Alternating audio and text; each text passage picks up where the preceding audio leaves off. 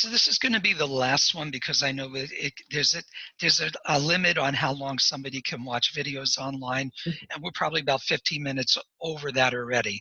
So we're going to finish up with one last writing device, which I think can be a little challenging sometimes for students because I don't think they're always clear on what it means. It's personification, and it really comes right from the word itself. It's giving personal qualities, human qualities, to something that isn't human. So if you were to say something, I don't know, like the sun smiled down on me today, the sun doesn't have the ability to smile. People smile. That's the idea of personification. It can be a little tricky for novices that aren't used to working with it. So the one thing that I thought was really interesting in this story, I talk about it in the classroom, but I've yet to have anyone in my online class do this, so I'll talk about it. And on page 2 of the story, when he was getting ready to kill the old man's sitting up in the bed listening, just as he had done night after night, hearkening to the death watches in the wall. And usually when I ask students what they think that means, they have no idea at all. And I think part of it is maybe because it makes use of an expression that we don't hear people use too often. Maybe if you're in the medical field, it might jump out at you a little more. But certainly for young people in school, they're not thinking about things like this. Chris, what's a death watch? Yeah, your date of death, your time of death, I guess. Well, technically what it is when a group of people know that death is imminent for someone, they will get together at the bedside of the person who's dying and stay on what is known as a death watch. They want to be there at the moment of death. And that's what that is. So what he's done very cleverly, hearkening to the death watches in the wall, the house is being used, the walls are a witness to what is impending death.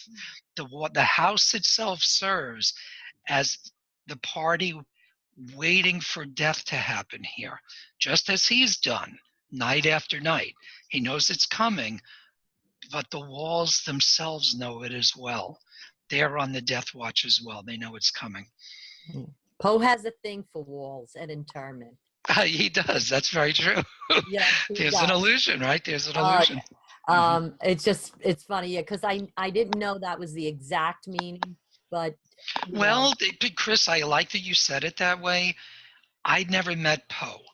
I don't think Poe ever wrote anywhere what exactly that meant, but that is my interpretation of what the line means. Yeah, like a date of death, like it's coming, it's right here. This is the death clock, it's winding out. And I have to read the quote.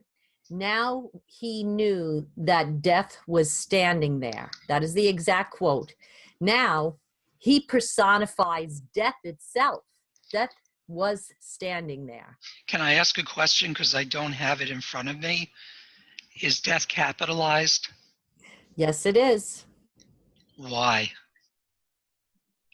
Because it's a proper noun. Death has a name. Death has a name. That's how personified it is. Yeah. Is he gave it a name. Yes. So that's Mr. Grim Reaper as we know him, right? But I have to add this. If you like horror stories, you can thank Poe because he is pretty much the one who's propelled the field. And also Arthur Conan Doyle, who did Sherlock Holmes and murder mysteries, Poe is the inventor of that as well. I mean, horror was around, but Poe really brought it to the forefront. So even though you may not like this, you can thank him. Like all of these CSI shows, yep, Poe is the granddaddy. That's right. You mentioned too the most well-renowned architects of what are very commonly used plots now. Mm-hmm. People will take these basic plots and just invert them, change the characters, change the specific locations or events.